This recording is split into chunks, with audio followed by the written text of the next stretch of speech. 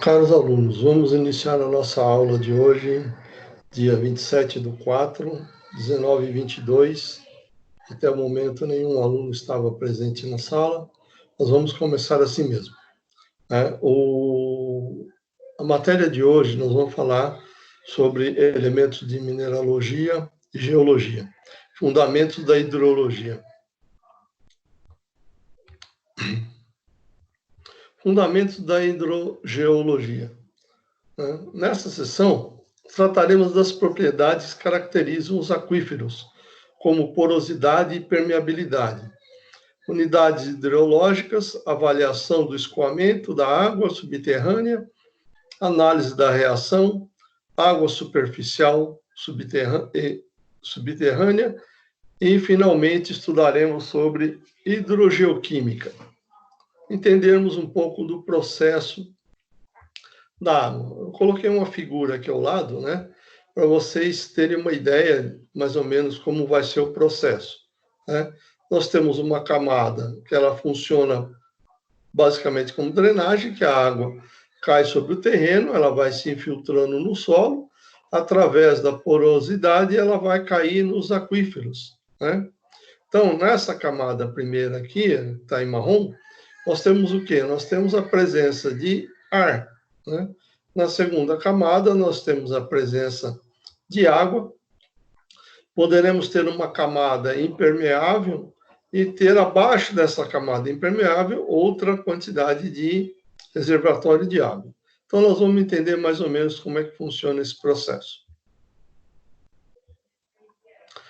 Temos que compreender a dinâmica das águas subterrâneas e analisar sua relação com as águas superficiais. Pensando nisso, você deve responder: como ocorre a movimentação da água subterrânea e por que é importante saber disso? Qual o parâmetro indica a rapidez do deslocamento da água no subsolo e por que devemos avaliá-la? Quais seriam as possíveis relações entre a água subterrânea e as águas superficiais e o que ocorreria se houvesse vazamento, por exemplo, de chorume, como nós vemos na foto aí? Imagina se eu tenho um vazamento de chorume e esse vazamento de chorume ele pode correr ou para um leito de um rio ou se infiltrar no solo e parar num lençol freático ou numa reserva aquífera. Vamos aprender sobre o mundo subterrâneo, que é o principal reservatório de água doce líquida de todo o globo terrestre. Lembrando sempre, pessoal, que o Brasil ele é um país bastante privilegiado nesse aspecto, porque as maiores bacias hidrográficas do mundo encontram-se no Brasil. E os maiores lençóis, os maiores aquíferos subterrâneos, também estão no Brasil. Nós temos o aquífero da Amazônia, nós temos o aquífero Guarani, que é considerado um dos maiores reservatórios de águas minerais do mundo, que fica no sul do Brasil, que pega parte do Paraguai, parte do Uruguai. E aí nós temos aí o solo presente no repleto de água.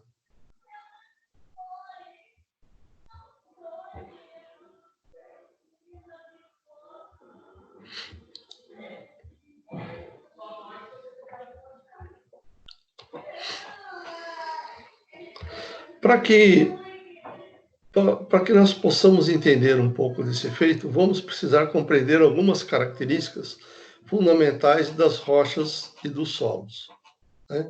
Como que essa água ela vem para o aquífero, como essa água sai do aquífero, Se vocês perceberem no desenho que eu coloquei para vocês, nós temos aí um aquífero, nós temos um córrego, Nesse caso, esse córrego ele é alimentado pelo aquífero que está logo abaixo dele. E nós temos um outro aquífero, né, que ele fica confinado, aonde a água ela teria que ter um pouco mais de pressão para ela poder passar por essa faixa de rocha, né, para poder subir. Né? Isso pode acontecer, mas é uma característica um pouco peculiar de alguns aquíferos. Né? Normalmente, essa parte do aquífero confinado aqui, ele só consegue ser explorado se for através de poços artesianos. Existem duas propriedades básicas para que uma unidade geológica, né, camada ou conjunto de camadas do solo ou rocha, consiga armazenar e distribuir água no subsolo. A primeira delas é a porosidade. O que é a porosidade? Porosidade, representada pela letra θ, né, ela quer dizer o quê? A capacidade com que a água tem de passar por essa camada. Né? Ou seja, o solo, para que a água possa se infiltrar no solo, o solo precisa ter o quê? Porosidade. Ele precisa ter microcanais onde a água possa fluir por esses canais até chegar no subsolo. Né? Por isso que a porosidade é um item muito importante, né, na questão do solo para poder existir os aquíferos. Né?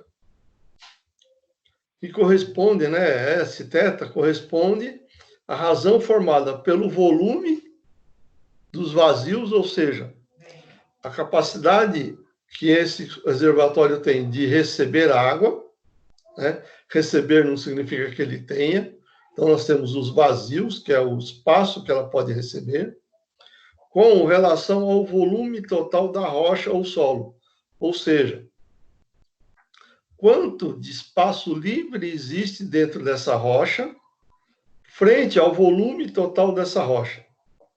Algumas rochas são bastante porosas. Outras rochas, elas praticamente não têm poros nenhum, né? Exceto se ela tiver alguma fratura, alguma coisa que vai permitir com que a água consiga passar por essa fratura.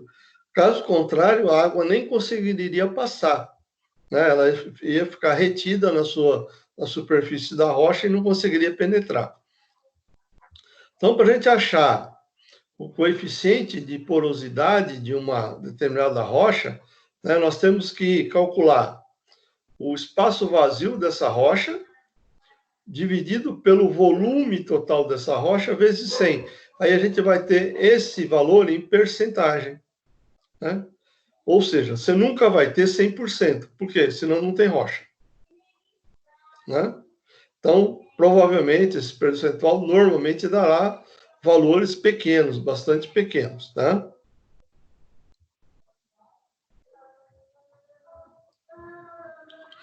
A porosidade consiste em espaços vazios, poros. É que nem a nossa pele. A Terra, ela transpira ou ela recebe fluidos através dos poros. Nós também, né? Então, a Terra também ela é cheia de poros. Para quê? Para que ela consiga receber, que ela consiga receber um volume de água, né? Os poros, normalmente, eles estão nas partículas sedimentares, mas também pode estar associado a fraturas das rochas, como eu falei antes, né? O poros não necessariamente pode ser um canalzinho, mas pode ser uma trinca, uma fratura, uma lasca na rocha, né? Algum movimento tectônico que houve fez com que essa rocha partisse e a água pode se infiltrar através dessa fissura, né? Formando assim, abaixo dessa rocha, um aquífero. Né? Ou até mesmo a dissolução sofrida após um evento, né, diagenético, o que seja. A partir de uma reação química, por exemplo, da rocha, ela pode criar porosidade. Tem algumas rochas que elas têm alguns componentes químicos que são reagentes com a água. A partir do momento que a água entra em contato com essa rocha, esses poros vão ficar vazios. Por quê? Porque a substância que está ali na rocha, né, em contato com a água, ela vai se dissolver, gerando assim pequenos capilares na rocha, que é onde estava armazenado esse produto, e ele vai acabar dissolvendo, indo para junto da água. É um exemplo dos carbonatos, né?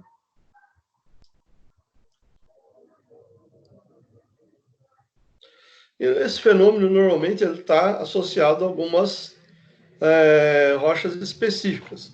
Como nós temos aqui o exemplo na figura abaixo, né? Porosidades irregulares, ou seja, não tem uma constância, né?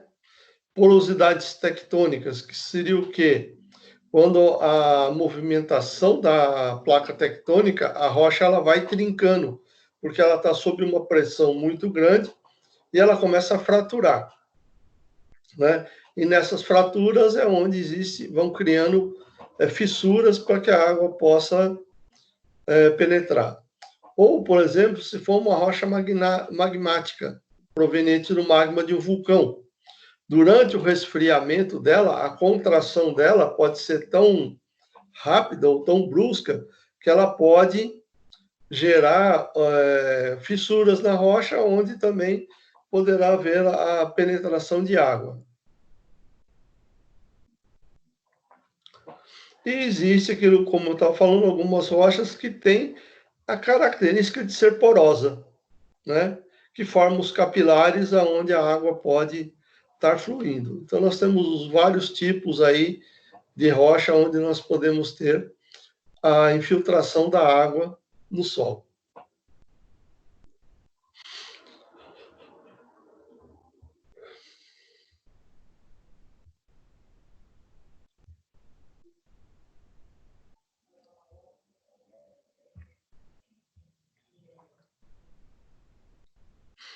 Boa noite, Stephanie, está me ouvindo?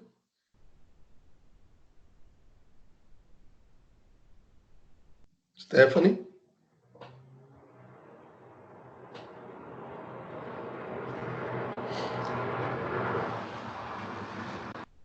Dando continuidade, né, que eu estava falando, a porosidade irregular está presente nos arenitos e solos, enquanto a porosidade e fratura são mais comuns em rochas como o basalto, o granito e a gneiss, né, por exemplo. Já a porosidade formada pela dissolução cástica, né, aquilo que eu falei, aquela reação química, é mais comum em rochas carbonáticas, como os calcários. Aqui eu tenho um exemplo que eu coloquei para vocês aí de uma rocha carbonática. Vocês verem aqui, ó, como ela é cheia de poros, né? Toda furadinha, toda perfurada. E através desses poros que existem na rocha, a água vai se infiltrando, né? E ela vai descendo, vai escoando para o aquífero, né? Para o reservatório. Quando você tem esse tipo de rocha, é muito mais fácil a penetração da água, porque ela é bastante permeável, né? Ela permite bastante a passagem de água, ok? Esse é um bom exemplo de rocha, né? Que ela é porosa, né? Algumas rochas não são, a maioria das rochas não são tão porosas como as carbonáticas. É que, normalmente, as carbonáticas é que elas têm cálcio, né? E ela reage, né, com a água, formando esses canais aqui durante o processo. Alguns valores mais comuns de porosidade, né? Por exemplo, o solo em geral, ele tem uma porosidade de 55%, ou seja, né, ele tem bastante área porosa. Ele consegue aceitar um bom volume de água. O cascalho, por exemplo, que é a brita que a gente fala, né? Ela tem entre 20 e 40% de capacidade de porosidade.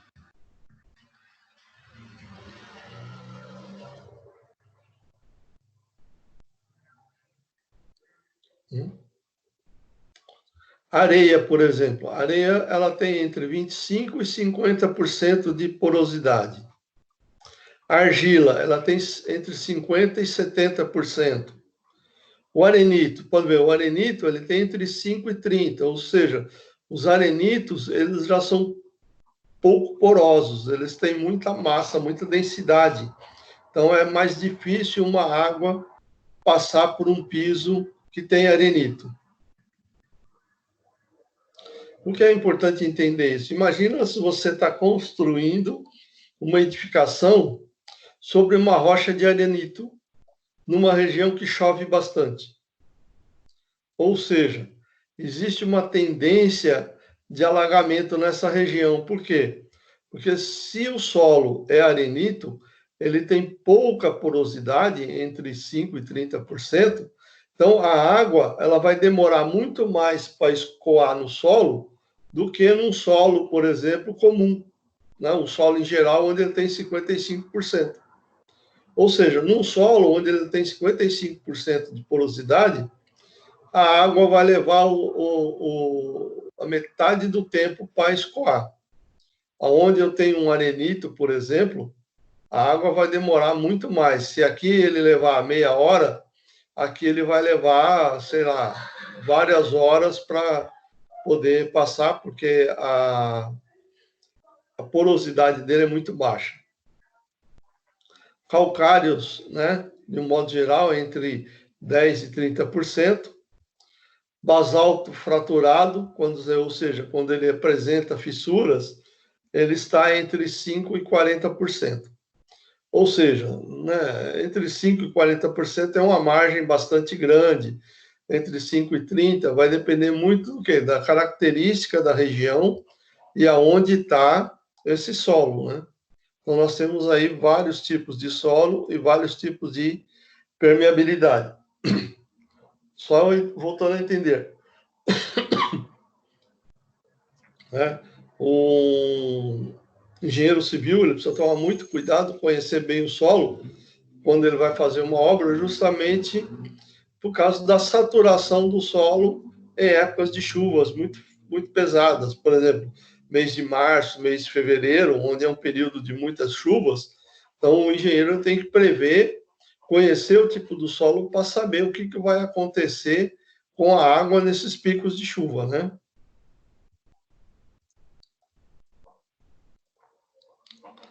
A outra propriedade hidrogeológica, né, de extrema importância, é a permeabilidade, né, que se refere à qualidade da rocha em possibilitar a transmissão de fluidos.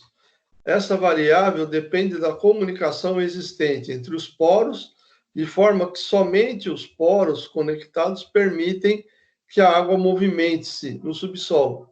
Ou seja, eu posso ter solo poroso, mas ele não, os poros dele não se comunicam. Ou seja, a rocha ela vai encharcar e a água vai ficar presa dentro dela, porque como os poros não se comunicam, a água não vai passar.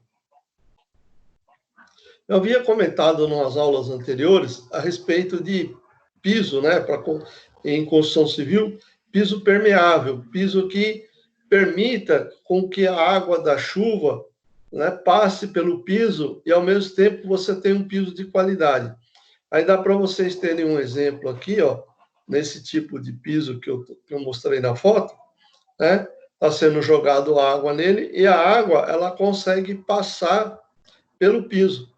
Ao mesmo tempo, eu tenho um piso onde pode se transitar por cima dele, sem problema, sem formar lama, sem formar barro. E, ao mesmo tempo, se chover, esse piso permite a passagem da chuva. Então, é um piso ideal para grandes edificações, para piso de estacionamento, piso de garagem, aonde eu posso ter um bom escoamento de água, caso eu tenha esse piso em área descoberta, né, onde eu tenho a presença de chuvas.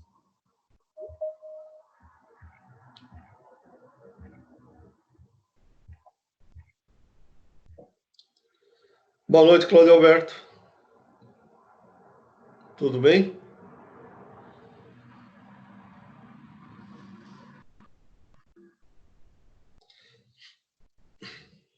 Pessoal, eu vou dar uma continuidade na aula para ver se entra mais alguém. E aí, posteriormente, eu vou.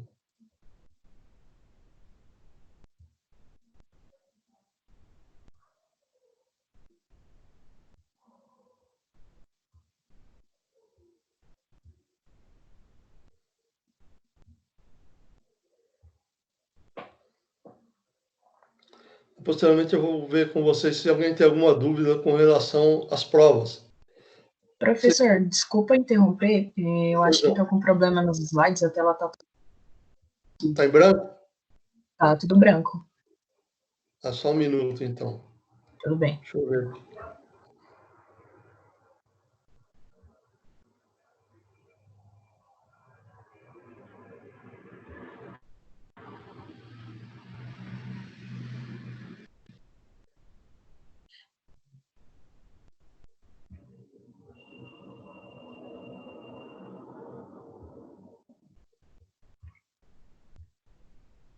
Entrou? Alô? Para mim ainda não. Continua em Não? branco. Não. Eita, meu Deus. É hoje.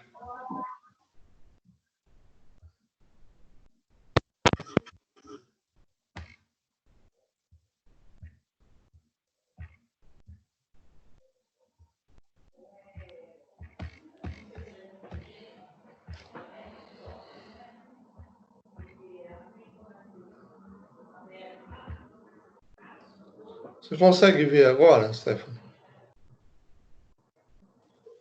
Continua tudo em branco, professor, não consigo ver. Não sei se é só no meu, mas tá tudo branco.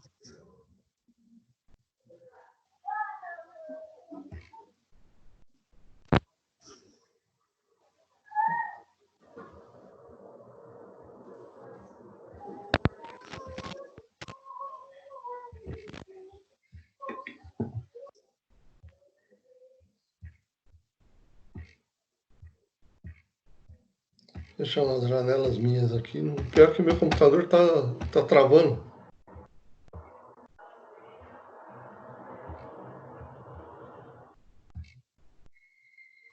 Ó, professor, o Cláudio Alberto pediu para avisar que tá em branco para ele também, é que ele tá com problema no alto-falante, tá? Uhum. Tá, deixa eu ver aqui que eu. Acho que eu vou sair e entrar de novo. Vou encerrar a sessão e vou começar de novo, tá? Tudo bem, então.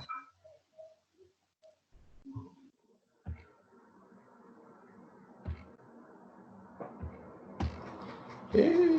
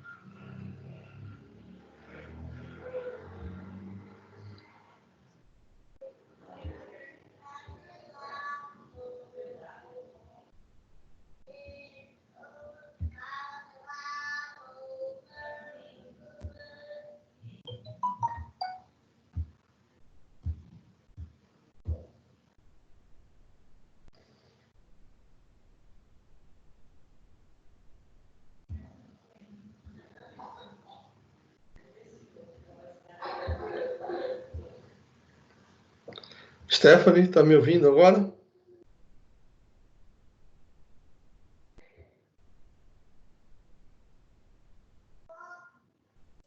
Oi, tô ouvindo sim, mas o slide continua em branco. Continua em branco.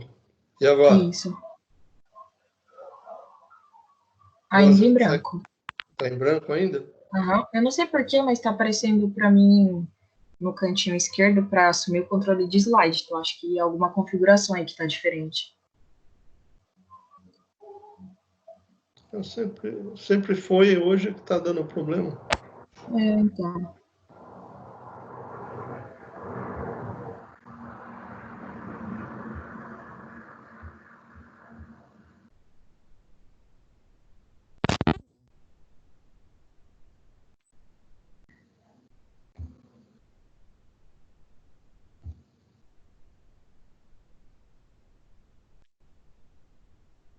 Agora foi? Aí, professor, agora apareceu. Agora apareceu? Sim, agora sim. É. Nem sei como ele apareceu também, mas vamos aproveitar que apareceu. É. Tá no slide 10 aqui para mim. Isso. É onde eu estava, a explicação minha estava no slide 10. Tá? Eu vou passar os slides, depois a gente fala a respeito da prova, tá ok? Tá bom. Só tá você e o Cláudio Alberto por enquanto. Tem mais alguém querendo acessar? Ó, aquele no grupo eu não vi ninguém comentando que estava tentando acessar, não. Acho que somos dois mesmo. É, Caso apareça alguém aqui, eu aviso. tá joia. Normalmente ele apita aqui para mim, mas às vezes tem hora que ele não apita, né? Por isso que quando o Cláudio Alberto foi entrar, eu escutei o apito dele aqui. Tudo bem, então. Tá joia. Obrigado, então.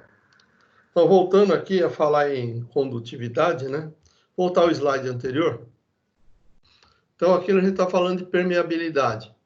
Né? Permeabilidade, o que, que é? É a capacidade de uma rocha de permitir com que a água passe pelos seus poros. Como eu havia comentado já, né? Aqui, por exemplo, eu estou dando um exemplo de piso, né? Para quem faz áreas de estacionamento de céu aberto, né? Usar esse tipo de piso. Por quê? Porque ele permite a permeabilidade. E existe algumas rochas que têm essa mesma característica, né? Só para vocês terem ideia.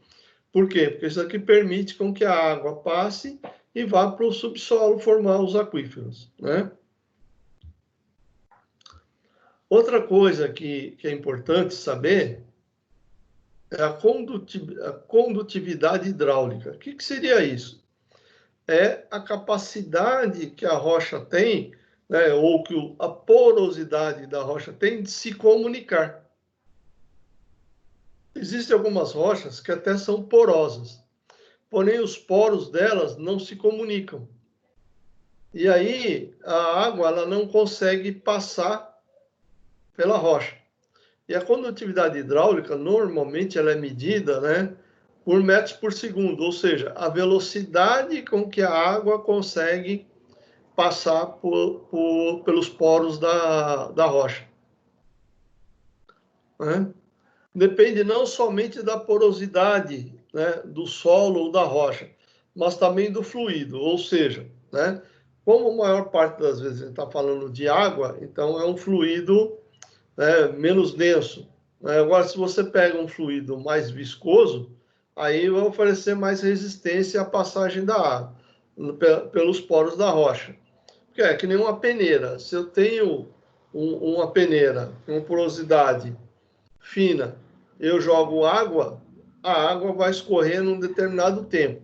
Mas, por exemplo, se eu pego essa mesma peneira onde eu joguei água, eu jogar um óleo grosso, por exemplo, um óleo 60, ele vai demorar muito mais tempo para escoar aquele óleo.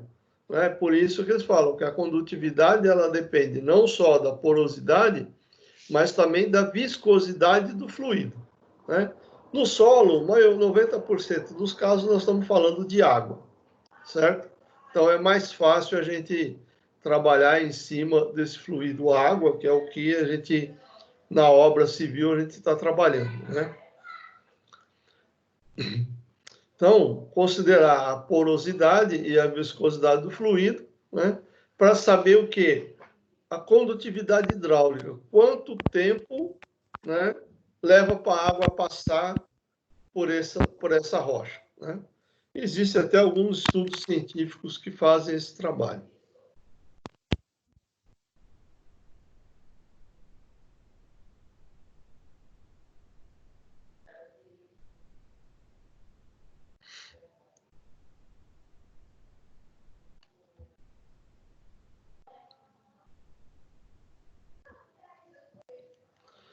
Unidade hidrológica. Nós temos os aquíferos, né? Quais são os maiores depósitos de água que a gente tem? O aquífero. O aquífero é uma unidade hidrogeológica capaz de armazenar e transmitir água subterrânea em quantidade suficiente para o abastecimento. Exemplo, o arenito Botucatu.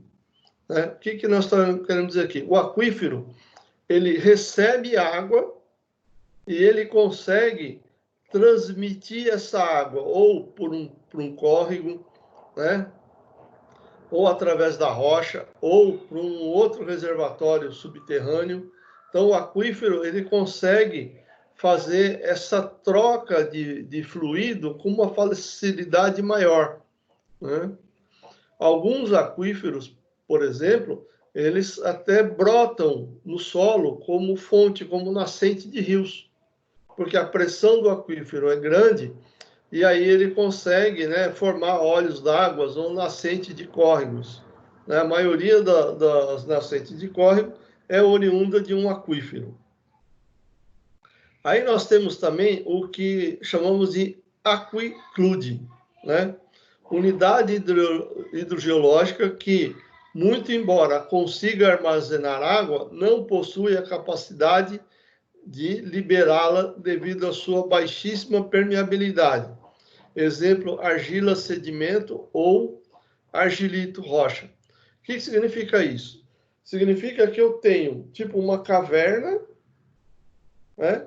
Essa caverna está cheia d'água, mas devido à baixa permeabilidade, ou seja, devido a essa rocha ser quase impermeável, essa água dificilmente vai sair daí. Exceto se alguém perfurar essa rocha e jogar pressão lá dentro, aí ele vai conseguir extrair a água que está lá dentro. Normalmente, essa água vai ficar presa dentro da rocha pelo resto da vida, né? Ela tem baixíssima permeabilidade, ou seja, ela até permite que a água saia, mas ela demora muito para que isso aconteça. Do mesmo jeito que ela demora para a água sair, demora para a água entrar também. Se você perfurar um poço artesiano num aquiclude, né, provavelmente com o tempo ele se esgota. Né? O poço artesiano vai esgotar. Por quê? Porque esse aquiclude ele recebe pouca água, né? Ele, do mesmo jeito que ele recebe pouca água, ele deixa pouca água sair dele, naturalmente, né? Aí nós temos o aquitard, né? Unidade hidrogeológica capaz de armazenar água, no entanto, a liberam muito lentamente, pois possuem porosidade e permeabilidade baixa. Exemplos, arenito com matriz argilosa. É quase o mesmo exemplo do anterior, né? Ele consegue também liberar água, né? Mas é muito lentamente, né? Ou seja, eu não posso fazer um uso muito constante de um aquitard, senão ele vai secar também, ele vai ficar vazio. E o aquífugo, unidade hidrogeológica que não possui capacidade de armazenar e tampouco de transmitir água, pois não há porosidade e permeabilidade. Exemplo, basalto sem fratura. Significa o quê? Formou-se uma caverna, acumulou água e essa água nunca vai sair de lá. não entra água e não sai água naturalmente, né? O aquifúngo ele vai ficar lá eternamente, a água ela não se renova, porque a rocha, quando se formou, né, a característica dela, ela armazenou essa água lá por algum motivo, né? E essa água jamais vai sair de lá de dentro, né? São reservatórios mais difíceis de ser encontrados, mas existem.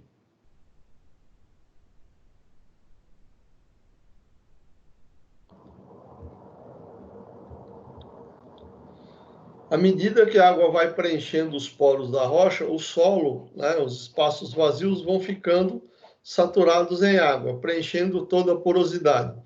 Isso acontece desde a base da unidade armazenadora até a direção do topo, até que se atinja um determinado limite.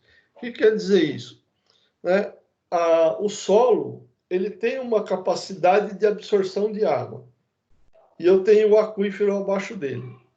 Quando o aquífero está vazio, a água vai passando pelo solo e vai enchendo o aquífero. Mas chega um momento que se eu tiver muita chuva, o que vai acontecer com esse aquífero? Ele vai saturar. Ele vai saturar e a água vai começar a fazer o quê?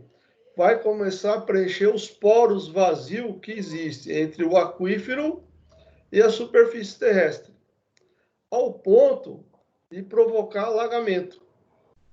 Por quê? Porque continua chovendo, por exemplo, o solo, o aquífero já saturou, o solo, a porosidade do solo já saturou, ou seja, os poros que existem no solo já estão repletos com a sua capacidade de absorção de água e não tem mais como inserir água nesse local, né? Aí a água provavelmente vai acumular na superfície e vai escorrer para algum lado, provocando aí as famosas enchentes. Essa distribuição de água em superfície divide os aquíferos em duas zonas. Que é a zona de aeração. O que é a zona de aeração? É a zona por onde a água passa, né? Então, essa zona aerada não deveria, teoricamente, haver acúmulo d'água nessa zona. Ela é só uma zona de transição, para que a água possa passar e ir para o reservatório. Porém, se o reservatório estiver muito cheio, né, a água começa a usar esse espaço chamado zona de aeração. E B, a zona de saturação, onde 100% do espaço poroso é preenchido por água, cujo tempo delimita a chamada superfície freática. O que é isso? O solo é a parte onde a água fica armazenada no solo, né? Ou seja, ele vai estar o tempo todo com 100% de saturação. Por quê? Porque lá é o depósito de água, é o armazenamento de água. Um aquífero não significa que ele seja uma bacia, uma caverna totalmente aberta. O aquífero ele pode ser, por exemplo, uma camada de rocha muito porosa, aonde essa camada de rocha ela está saturada de água, né? Se eu furar e atingir essa rocha, quando eu extrair a amostra dessa rocha, vai sair água junto com a rocha. Não significa que o espaço todo é vazio. Significa que essa rocha ela armazena água também, né? Nesse slide, no slide 14, né, dá para vocês verem bem aqui, né, o que nós estamos falando. O armazenamento da água subterrânea, né, que é a zona saturada, ou seja, é aqui onde a água fica aguardando. Eu tenho aqui o que nós chamamos de franja capilar. O que é essa franja capilar? A água está aqui embaixo, mas essa região aqui dessa franja, ela é bastante úmida. E aí eu tenho a zona de aeração. O que é isso?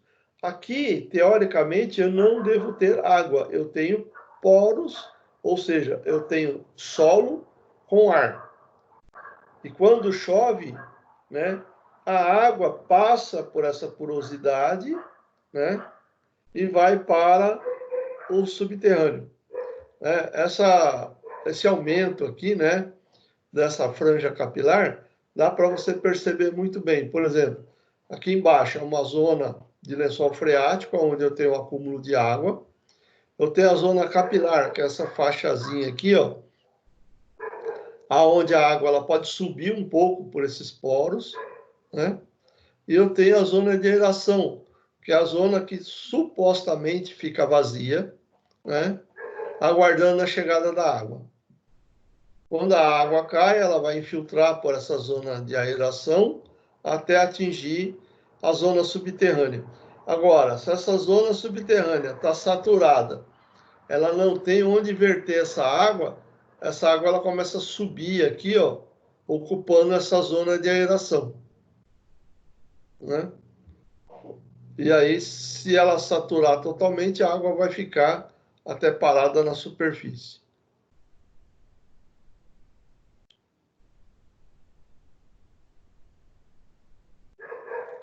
Estão vendo normalmente os slides?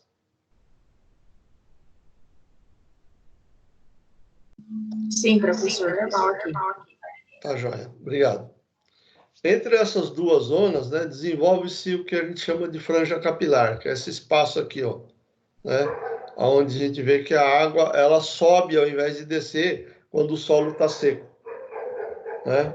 Ela leva a umidade para essa região. Isso daqui, essa franja capilar é uma zona de transição, né? Ou seja, ela não é uma zona de armazenamento de água, porém é uma zona úmida, né? E aqui eu tenho uma zona intermediária, né? Essa zona aqui, ela chama de zona insaturada, porque é a zona airada. É a zona onde eu tenho os poros para que a água que vai se distribuir na superfície consiga penetrar para o lençol freático.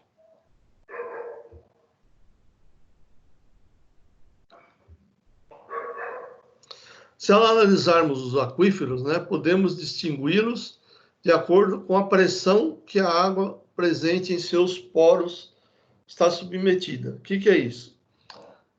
Devido à formação geológica de alguns solos, né, o que vai acontecer? Eu tenho zonas altas que recebem a água da chuva. E essa água ela vai se acumulando. E essa água, na altura aqui, ela vai formar uma pressão, né? Se vocês olharem a figura que está aí abaixo, mas tem gente querendo entrar. Espera só um minuto. Então, Rosimar.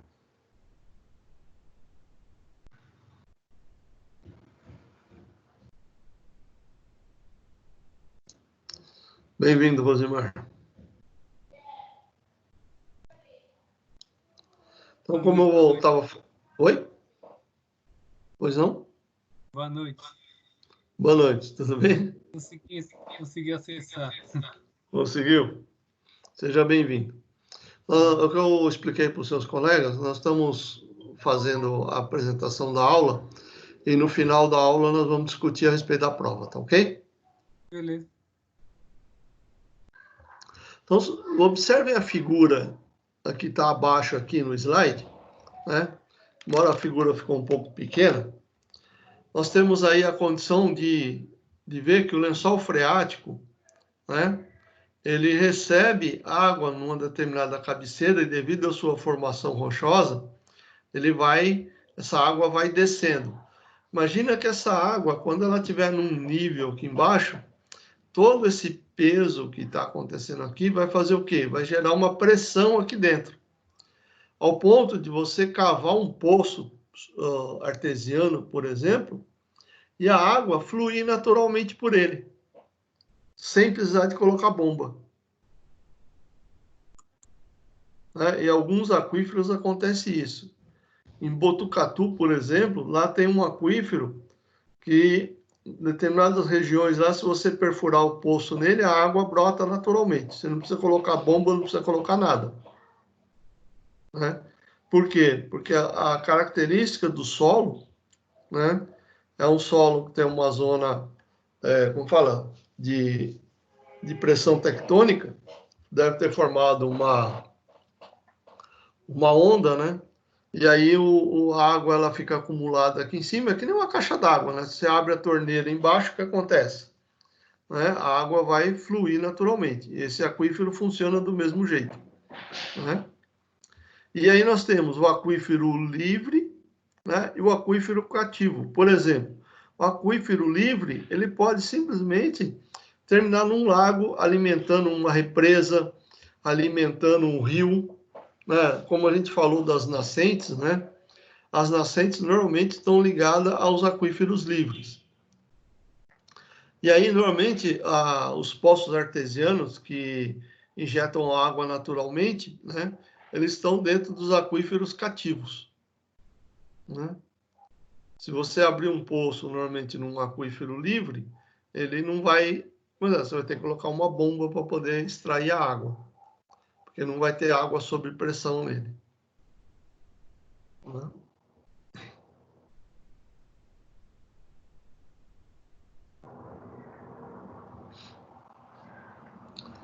Existem também os aquíferos suspensos, né? O que são os aquíferos suspensos? São bolsões de água que formam, né?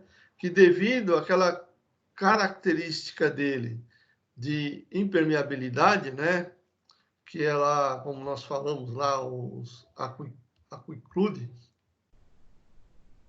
né? O aquífugo, né? Que nessa figura nós podemos ver alguns deles, né? Ou seja, ele está dentro de uma rocha, de um solo impermeável, ele forma um bolsão de água, e esse bolsão de água não se comunica com nada. Ele vai ficar lá.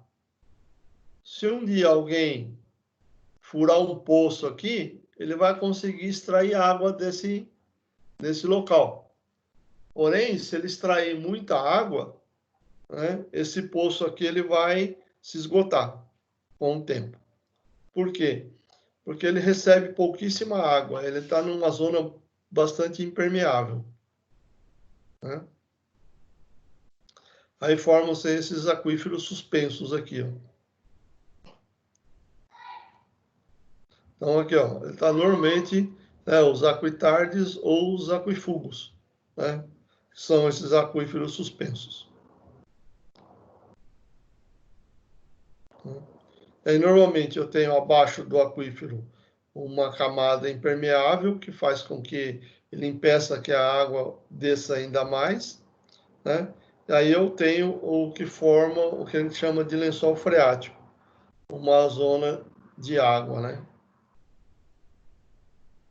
Uma característica interessante, né, que os geólogos observam, que na época que a gente está entrando agora, de outono e inverno, existe uma tendência do lençol freático a baixar, né? Então, ele diminui essa espessura aqui, porque passou a época das chuvas e ele vai diminuindo a sua capacidade de água. Inclusive, alguns poços artesianos que têm pressão suficiente para extrair água sem bomba, quando chega na época de seca, onde o lençol freático abaixa, né, ele perde essa possibilidade. É só quando vier novas chuvas é que ele ganha a possibilidade de soltar água livremente, né?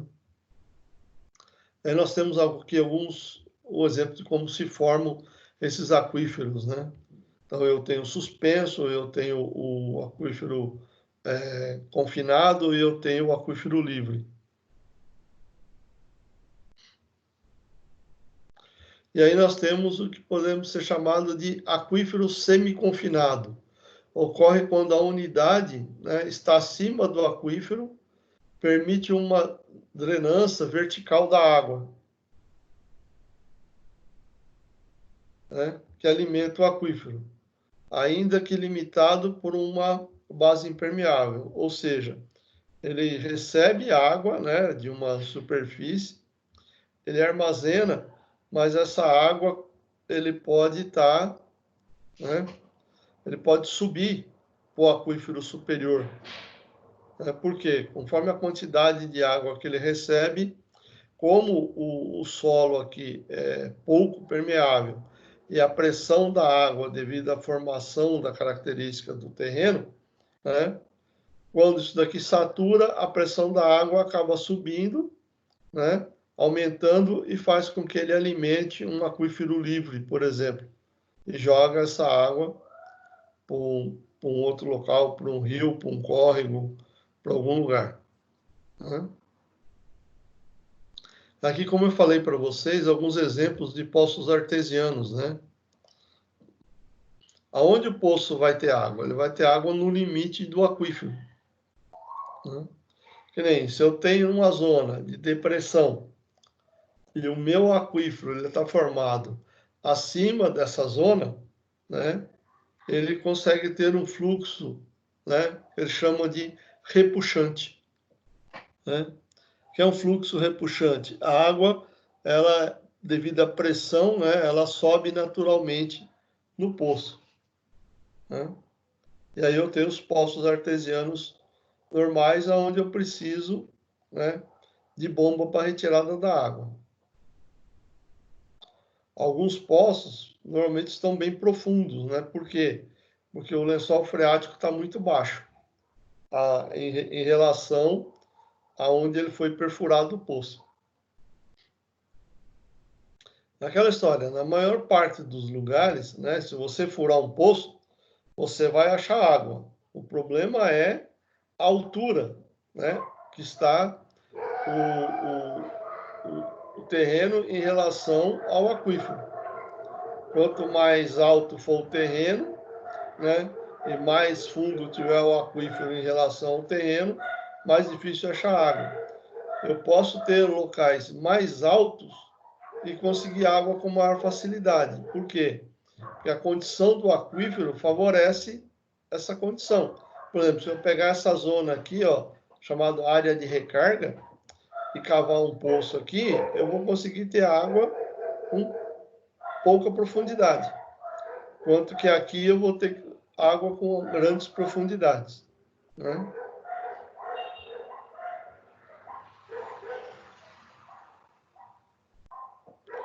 Em algumas situações, os aquíferos confinados dão origem ao fenômeno do artesianismo. É aquilo que eu falei, quando a água brota naturalmente. Para vocês verem na foto que eu coloquei aqui, né? O pessoal perfurou um poço artesiano e a água está brotando naturalmente desse poço. Né?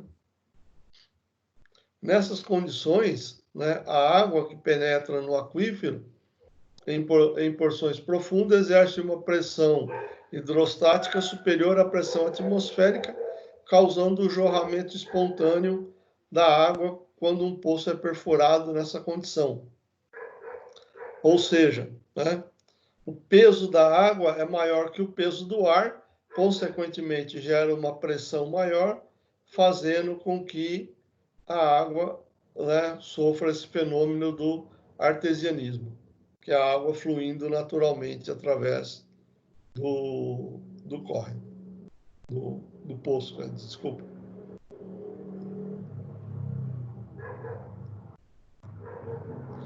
Pessoal, desculpa, de vez em quando eu vou dar uma olhada lá para ver se tem alguém esperando lá para entrar na sala, né? Se bem que pelo horário eu acredito que ninguém mais vai entrar, não. Esse comportamento da água alimentando o aquífero a partir do movimento descendente das águas não é o único movimento que a água exerce. Né? No subsolo, a água também pode se deslocar lateralmente dentro da zona de saturação, mesmo que de maneira mais lenta que as águas superficiais. Ou seja, a água de um aquífero ela pode migrar para outro aquífero, dependendo da pressão da água que ela receba, né? Ou da drenagem que o outro aquífero está sofrendo. Por exemplo, se eu tenho um aquífero abaixo desse aquífero, que está sendo extraído água em grande quantidade, esse aquífero poderá alimentar esse segundo aquífero, né, que está sendo extraído. porque ele tem mais água e a pressão da água nele é maior e ele pode alimentar o outro. Ou simplesmente pela troca de nível hidráulico. O que é isso? Eu tenho duas caixas d'água, imagina que eu interligue essas duas caixas com um cano só.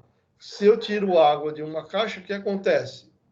A outra, ela vai abastecer essa que foi retirada da água para manter o mesmo nível, né? Isso também acontece, essa característica acontece nos aquíferos. Eles se autoalimentam.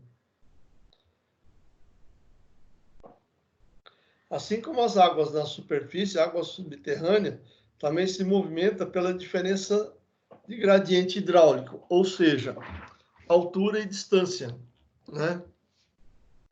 A razão entre o desnível, né, que é o ΔH, significa o quê? Se eu tenho um armazenamento de água maior, mais alto do que o outro, existe uma tendência que essa água do aquífero superior vá, devido à força da gravidade, naturalmente abastecer o aquífero que está abaixo dela, né? O que vai determinar a velocidade disso é a altura, né? A que distância um aquífero está do outro e a permeabilidade do solo. Quanto mais impermeável for o solo, mais resistência à passagem de água, mais demora para que essa transição... Desculpa, tem um cara aqui perto da minha vila, acho que está querendo ficar surdo. No entanto, as águas subterrâneas, né, é imprescindível considerar a influência exercida pela permeabilidade e pela viscosidade e densidade da água. Vocês sabiam que as águas não são todas iguais, né? Que elas recebem influência em função dos minerais. Vocês já ouviram falar de água dura, água mole? Né? Existe essa característica, porque devido a alguns minerais que a água contém, essa água ela pode ter uma característica mais dura, inclusive uma viscosidade diferente. Então, as águas, por incrível que pareça, elas não são todas iguais, né? Elas possuem diferenças. E essas diferenças também podem alterar a forma com que essa água ela se desloca pelo solo, né? Pela permeabilidade. Ou seja, imagina que eu tenho vários tubinhos fininhos, capilares, por exemplo, a água tentando passar por isso, uma água mais leve, né, ou seja, menos dura, ela consegue passar com mais facilidade. Por quê? Ela é menos viscosa do que a água mais dura. A água mais dura, ela poderá, na mesma condição, levar um tempo maior para se deslocar através desses capilares, que é o que acontece normalmente no solo ou no subsolo.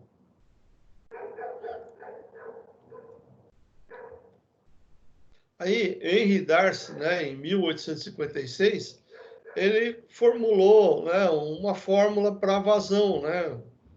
Quanto tempo que uma água de um reservatório superior leva, né, para escoar, né, com um reservatório inferior. O que vai mudar aí? O que vai alterar é a altura e a distância, né, que ela está. Ou seja, né, a vazão ela vai estar, né, ligado diretamente à altura e o comprimento. Quanto mais alto, mais pressão atmosférica eu tenho, né? Então, mais influência da gravidade, então mais rápido a água vai escoar. Ou seja, outra coisa, quanto mais longe eu tiver também, mais tempo vai demorar. Então, a distância entre um reservatório e outro, e a altura entre um reservatório e outro, né, poderá também me determinar o quanto tempo eu vou levar para abastecer o reservatório de baixo, formando aí essa equação, né, que a gente chama de vazão específica, né? onde eu tenho que a vazão, né, obtida, né, que é em função das alturas, né, dos reservatórios, né, a variação de altura dos reservatórios, né, e a distância, né, que a água tem que percorrer, né. Aí eu consigo calcular o quê? A velocidade com que essa água vai se deslocar de um aquífero para outro ou de um reservatório para outro. Darcy observou que a vazão específica é diretamente proporcional à condutividade hidráulica ou permeabilidade, se considerando um mesmo fluido. Ou seja, né, que a velocidade ela vai variar em função da altura e do comprimento, considerando que a viscosidade do fluido, que é o K, seja igual. Se eu tenho viscosidades iguais, né, que vai determinar é o comprimento e a altura. Ou, né, a área do tubo que eu tenho, né? Então, eu tenho essas equações aqui, onde eu posso determinar que a velocidade com que a água se transfere, né, de um reservatório a outro. E o K aqui é o coeficiente de permeabilidade, aquela resistência lá, que pode variar aí até 50%, 70%, se for numa argila, né? Como a gente viu nos primeiros slides. Considerando-se alguns materiais terrestres, temos que esse coeficiente varia de 0,5 a 15 centímetros por dia, né? Ou seja, né, baixíssima velocidade até uma velocidade considerada razoável, 15 centímetros por dia, né? É bastante razoável. Para áreas permeáveis, como areia mal selecionada, ou até valores maiores, 100 metros por dia, como o caso do cascalho. Ou seja, se eu tiver uma zona de cascalho, uma camada de cascalho bastante alta, né, essa água vai escoar com uma velocidade considerável, né? Vocês sabem por que as rodovias, as grandes rodovias, o pessoal faz uma camada, várias camadas de cascalho embaixo da rodovia para depois pôr o asfalto? Um dos motivos é justamente aumentar a permeabilidade para evitar que a água ela fique parada embaixo do asfalto. Porque a água embaixo do asfalto ela vai gerar buraco no asfalto. Então, as boas rodovias, né, elas recebem umas camadas de brita, né? Primeiro uma brita bem grossa, umas pedras bem grandes, mais ou menos tamanho de um coco, né? E aí vai diminuindo nas camadas até uma brita mais fina para depois colocar o asfalto. Por quê? Para que se chover e saturar o solo, né, a água pode ficar embaixo dessas pedras. E conforme for baixando o lençol freático, ela consegue baixar rapidamente, né, até uma cerca aí de 100 metros por dia, né?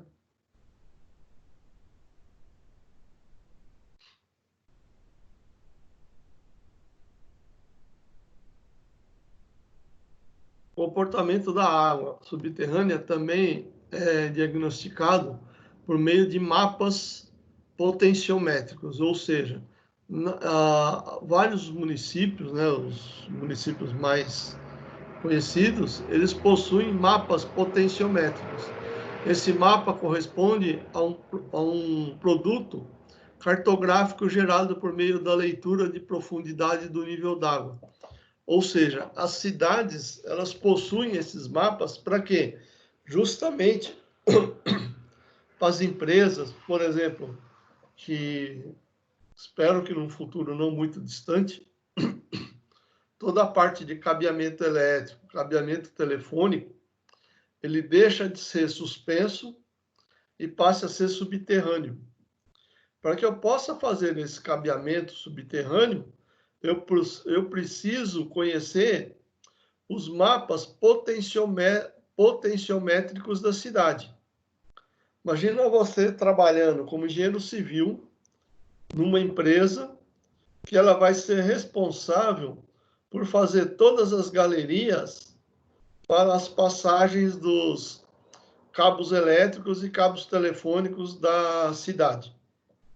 A cidade vai tirar os cabos aéreos e vai colocar tudo cabo subterrâneo, para ficar uma cidadezinha bonita, né? Sem esse monte de emaranhado de fio pendurado no poste, né? Como é Brasília. Porém, né, o que acontece com cidades onde eu tenho o terreno muito acidentado? Por exemplo, Bragança Paulista. O que pode acontecer para mim fazer uma galeria lá em Bragança Paulista? Se eu pegar as zonas mais baixas ali da cidade de Bragança, pode ser que eu vou ter problema de encontrar água quando eu for fazer a galeria. Você imagina eu enterrar cabo elétrico numa galeria cheia de água, né? Vou ter problema. Por isso que é importante conhecer esses mapas potenciométricos da cidade antes de eu tentar fazer um trabalho aí e depois ter dificuldade com a parte de água, né? A maioria das empresas, das cidades, dos municípios, né? Os grandes municípios têm isso tudo mapeado já, né? Aqui tem um exemplo da cidade de Sorocaba. Aqui ele tem as zonas onde tem maior concentração de água. Essas zonas mais vermelhas aqui, ó, significa o quê? Que a maior concentração de água, né, em relação às zonas mais amarelas. Então é importante eu conhecer esses mapas, né, hidrográficos, né, da região para quê? Para saber aonde eu vou fazer, por exemplo, um túnel, fazer ou furar um poço, né? Eu sei que se eu pegar essas zonas amarelas mais claras aqui, para mim furar um poço aqui, eu vou ter o quê? Um poço de grande profundidade. Pegar essas zonas mais vermelhas aqui, o poço vai ter uma profundidade bem menor. Por quê? São as zonas de acúmulo de água, né? Então, o mapa hidrográfico, ele permite você fazer esse estudo, né? Onde vai encontrar água com mais ou menos facilidade. Para algumas atividades, a água é bom, para outras atividades, a água atrapalha um bocado. Fazer construção numa área que tem um lençol freático muito baixo é até perigoso, né?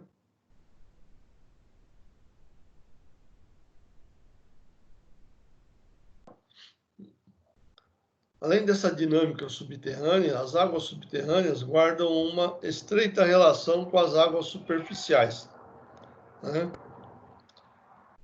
Afinal, como vimos nas sessões anteriores, ambas são responsáveis pela manutenção do ciclo hidrológico. Por exemplo, né, eu tendo aqui uma zona alta, né, eu tenho uma zona baixa onde eu tenho um córrego, eu tenho um aquífero subterrâneo aqui que naturalmente alimenta esse córrego, e eu tenho os aquíferos intermediários que formam as nascentes que também vão alimentar esse córrego, que formam os chamados olho d'água.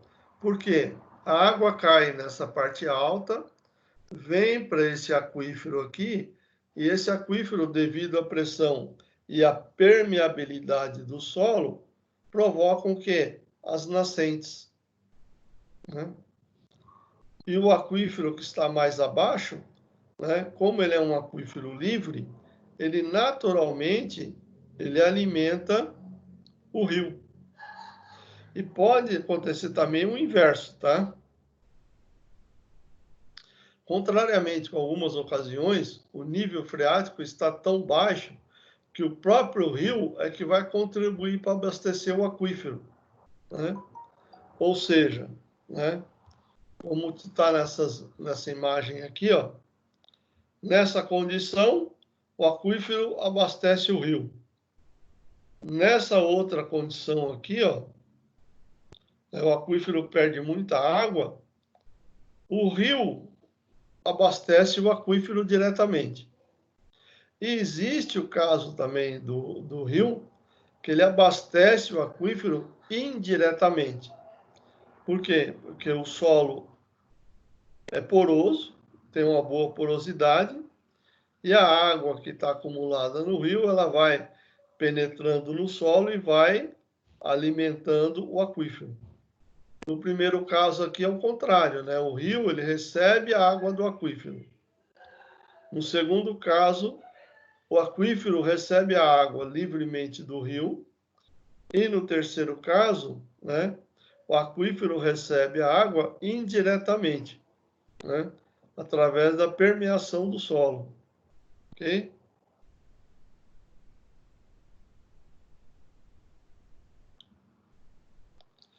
As águas subterrâneas superficiais têm uma importância ambiental fundamental, tanto nas zonas urbanas quanto rurais. Nas zonas rurais, né, com os rios efluentes, existe o risco real do quê? De contaminação. Por quê?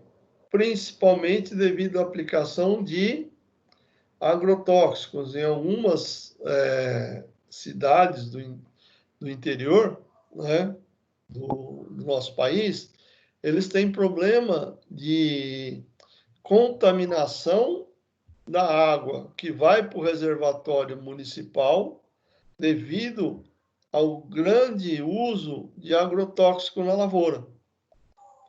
Porque imagina que o solo é bom, é um solo bastante poroso, é bom para a planta, é bom para a água, só que o cara aplica defensivo agrícola. O que acontece quando chove em cima do defensivo agrícola?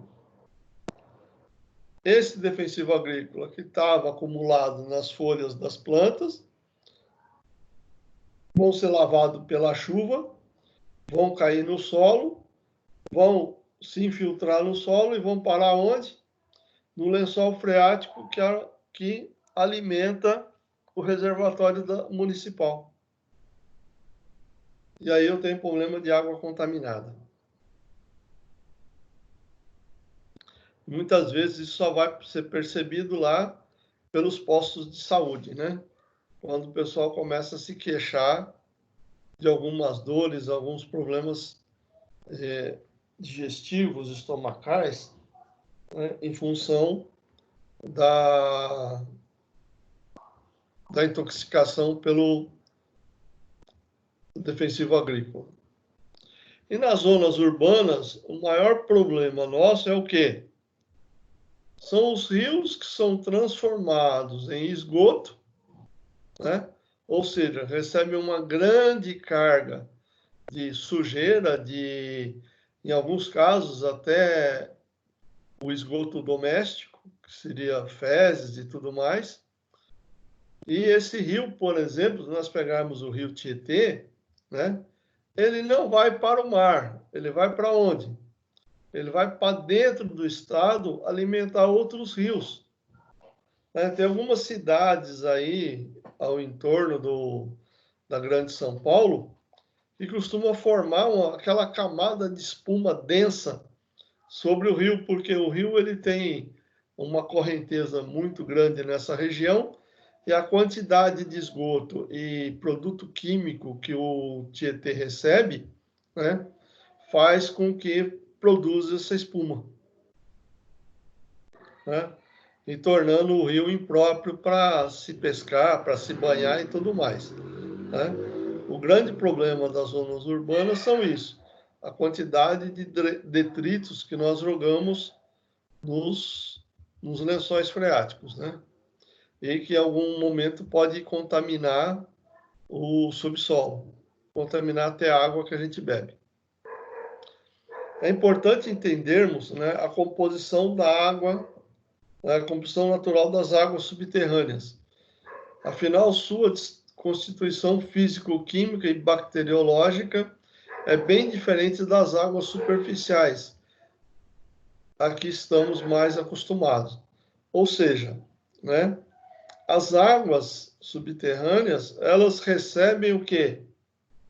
Cargas dos minerais que estão contidos no solo ou nas rochas, por onde essa água passa para formar o reservatório subterrâneo.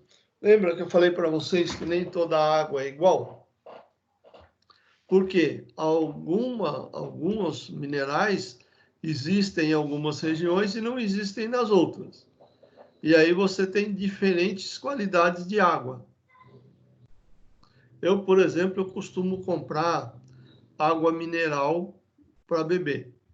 Quando não tem uma determinada marca, que é a marca que eu gosto de consumir, eu percebo claramente o sabor da outra água quando o cara me traz a água. Eu falo, olha, hoje eu não tenho da água que o senhor costuma comprar. Pode ser outra? Se eu não tenho outra água para consumo, eu até aceito. Mas eu percebo claramente a diferença de uma água e da outra. Você tem uma água mais adocicada, outra mais salgada, outra mais dura, outra mais suave. Tudo isso é característica dos minerais que a água recebe, dos íons desses minerais, né? Que vão parar na água em função do percurso que a água faz sobre essas rochas, para chegar até o lençol freático. Vai conhecer alguns valores de potabilidade e uma olhada nas tabelas, né? Ou seja, tem a portaria 2914/2011 do Ministério da Saúde, que ela estabelece qual é a qualidade da água permitida para consumo humano. Então, por exemplo, se você vai construir uma edificação e tem por ideia aproveitar uma nascente ou a água subterrânea para abastecer o prédio, você precisa consultar essa portaria aqui, porque essa portaria vai dizer se a água que você está extraindo pode ser consumida ou não.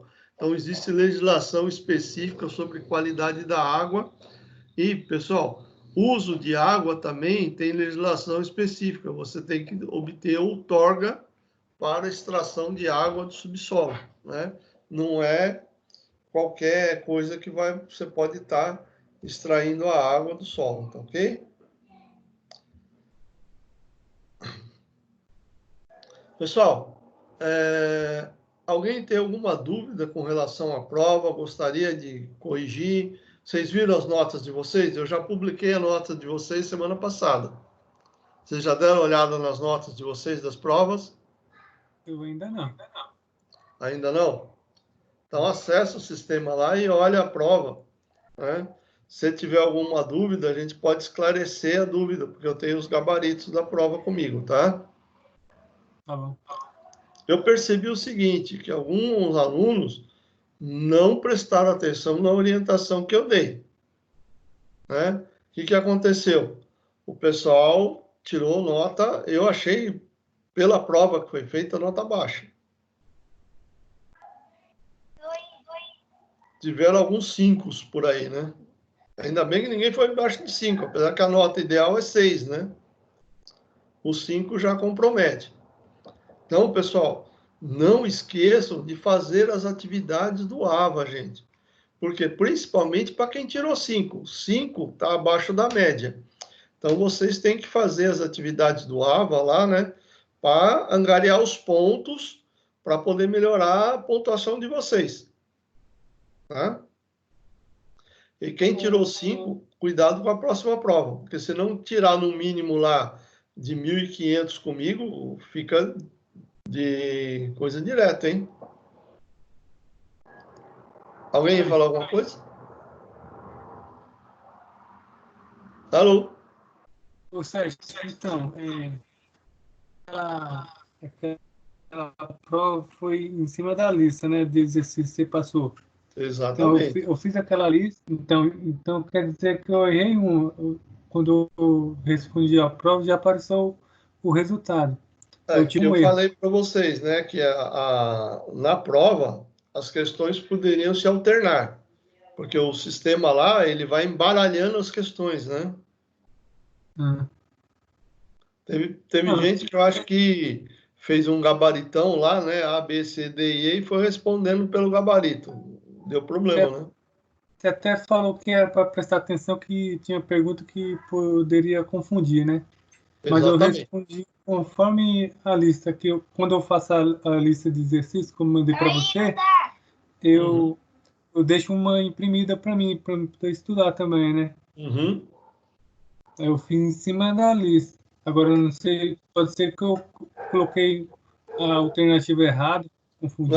O que eu falei, cuidado também na hora de lançar alternativa, né? Porque se você clicou errado, meu, não clica duas vezes. Se você clicou e salvou, não tem como, né? A prova foi respondida e é com aquela resposta que ela vai embora, Tudo bem. tá? Tem alguma dúvida? Tem alguma questão que você gostaria que eu esclarecesse, Rosimar? Não, não. Agora Claudio eu Alberto, não tudo sei. bem? Claudio Alberto não está conseguindo me ouvir, né, Claudio Alberto? Tá me ouvindo, não está conseguindo falar comigo, né? Stephanie, Professora, eu tava falando com ele aqui e tá ok também. Porque ele tá tá com ok? problema no fone, mas ele pediu pra avisar que tá ok. Tá, joia, então. Qualquer coisa, vocês me comunicam. Na próxima aula, a gente esclarece as questões da prova, tá bom? Tá bom, professor. Tá bom, Obrigado. professor. Uma boa noite para vocês. Aguardo vocês na próxima aula. Um grande Obrigada. abraço. Boa Tchau, tchau. noite. Boa semana. Boa noite.